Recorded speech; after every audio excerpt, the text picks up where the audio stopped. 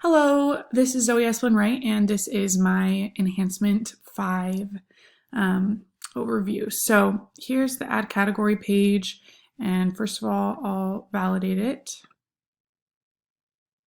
So as we can see, the HTML validates, good to go.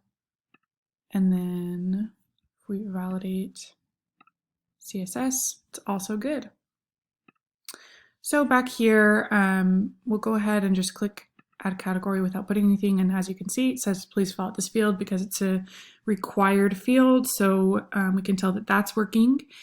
And then we'll go ahead and test with the no validate and click Add Category. And as you can see, it doesn't go through because otherwise it would take us back to the product management page. But also, yeah, so that was with the no validate. So anyway, now we'll go ahead and put something. We'll just say test 1 and add category, and it works. We go back to the product management page. So now we can do add product. So here we are on the add product page. We'll go ahead and validate local HTML. Everything is good, validates, and validate CSS.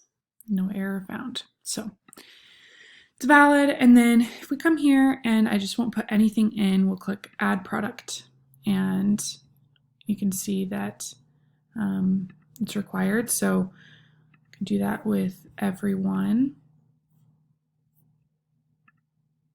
Now this one, please fill out this field. So we'll do description there and price. So we'll add a price, make it 17, and then so on and so forth. Stock is required, so we'll change that to 4. Size is required, so we'll add that. Weight's required. Location. Category is also required. Vendors required. And style. So now that everything is in there, it works. So brings us back to the product management page.